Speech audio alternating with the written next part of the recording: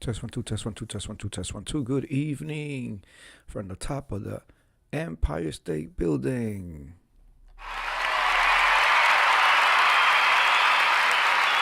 Or just the top of my brain. Good evening, good evening. It is a frozen night in New York City. It is February 5th. And with that, we are going to get into the fifth profile of Black History Month. I'm going to hold for 30 seconds and then we are going in.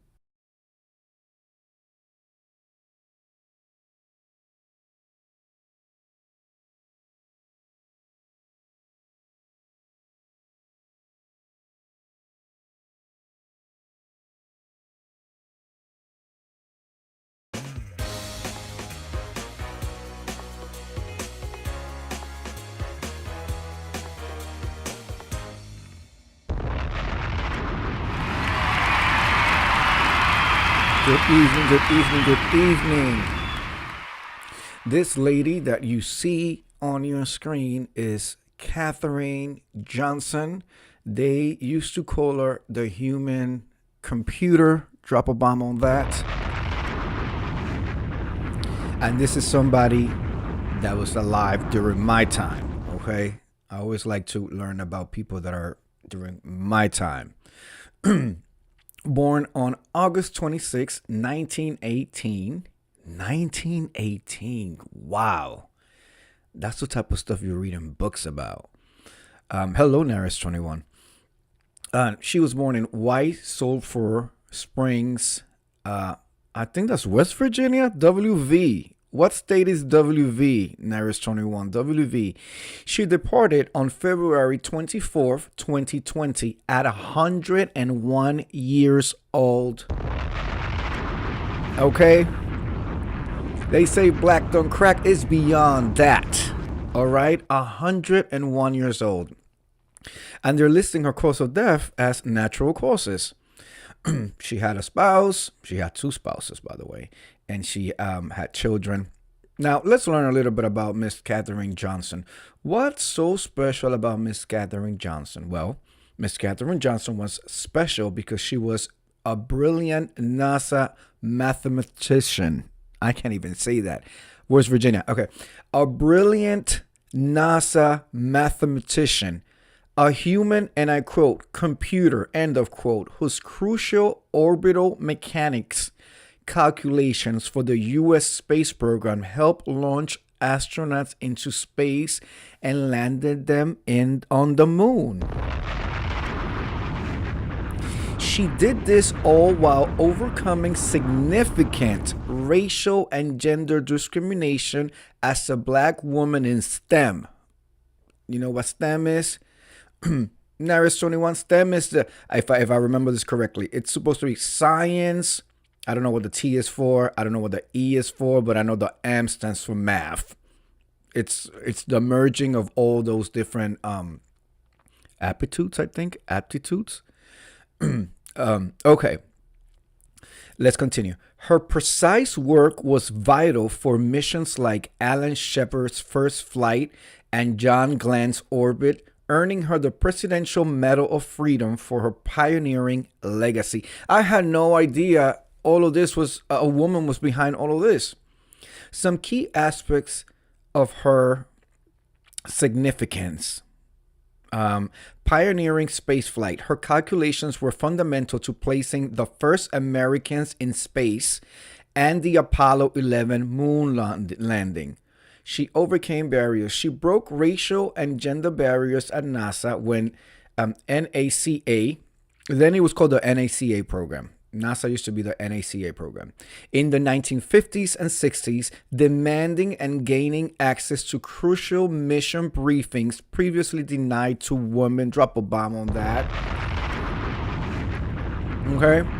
We're not too far from the 50s and the 60s. Women still needed to look down and escort themselves out of the room. She has a master's of manual and electronics computing. She was renowned for her ability to master complex manual calculations, and even after electronic computers were introduced, astronaut John Glenn famously requested she personally verify their work.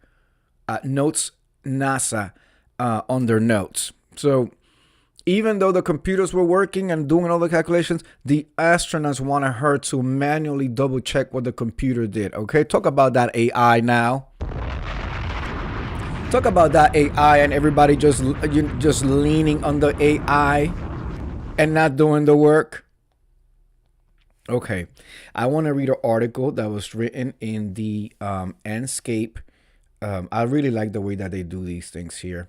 They have an article for her, and they have her listed as a mathematician and a physicist. A quote for her was, because she used numbers to find her voice at NASA. Every American kid, by the time he or she reaches fourth grade, has studied the important history of this country's space mission. The significance of NASA being able to send John Glenn around the Earth 3 successful times is well documented, well reported on, and appropriately looked at as one of the more important gains in airspace. The critical nugget that always was missing was the unseen black female force for helping him get there. Oh, that was a double whammy right there. Oh, it was a female and it was a black female. Oh no, we're gonna keep her in the back. We still need your math equations. Here's a pen, a number 2 pencil, and as many notebooks as needed. But keep her in the back. And it was some behind that whole thing. Thankfully, we know her. We know better. Katherine Johnson, she was 98, was a physicist and mathematician who helped launch the first use of digital electronic computers at NASA, the independent federal government agency that handles aerospace research, aeronautics, and the civilian space program. Her wisdom with numbers and accuracy was so highly regarded that her sign-off was paramount to NASA to modernize itself with digital computers. Drop a bomb on that. I hope she was being compensated properly for that. I really do. To be clear, Johnson wasn't alone. Many black women were hired by NASA in the early 1950s to work in the guidance and navigation department. Johnson came on board in 1953, a year before the civil rights movement kicked into high gear, and she initially worked in a pool of black women who all were performing math calculations. But it was Johnson who was plucked out of the pool to work with an all-male flight research team. It was Johnson who helped calculate the orbit for the 1969 Apollo 11 flight to the moon. And it was Johnson who co-authored 26 scientific papers, which NASA still links to via its archives. Her story, our story, was told in grand Hollywood fashion. Oscar-nominated actor, Golden Globe winner Taraji P. Henson. I apologize. One of my contacts have fallen off, and I don't even know what I'm looking at. Let me take that line again.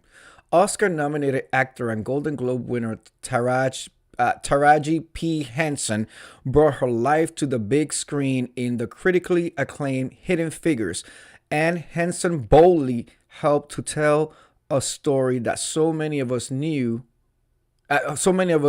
knew existed. Finally, Johnson is a genius.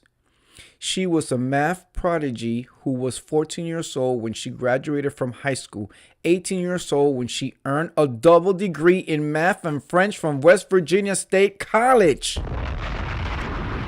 That's right. Represent us well.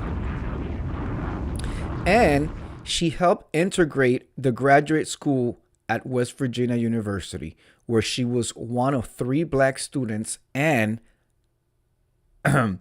the lone woman after a Supreme Court ruling. Yes, she has a story worth telling. In 2015, then President Barack Obama awarded Johnson the Presidential Medal of Freedom for her pioneering work that led black women to work in science, technology, engineering, and mathematics. And this article was written by Kelly L. Carter. Very, very, very accomplished lady, smart, and broke barriers and opened a lot of doors so that others can come behind her and have these type of jobs. So I never knew. I had no idea. This was not taught. She also earned the Presidential Medal of Freedom award by the last president who gave them out when it really mattered. Anything after Barack Obama, any awards, any acknowledgments, that we already know. We already know. So she was one of the last few to earn, and rightfully so, earn the prestigious Presidential Medal of Freedom award from Barack Obama. Okay. And she is a pioneer of the NASA program. If it wasn't for her, then people would have not taken off and landed. They might have taken off, but would have they landed? Oh, I guess I was a little insensitively insensitive. I am cold. I'm tired. I'm cold. I'm glad that I came through. We have Miss Katherine Johnson here. We will be doing another profile tomorrow. And I'm going to do Black History Month story time one of these nights. So make sure that you are subscribed and hit the notification so you could be abreast of when I go live. I'm going to be going live vertically and horizontally, Hori and Birdie. So I will see you guys tomorrow. Please be safe, stay warm, and let's continue celebrating Black excellence all throughout this month and beyond. See you guys tomorrow. Peace.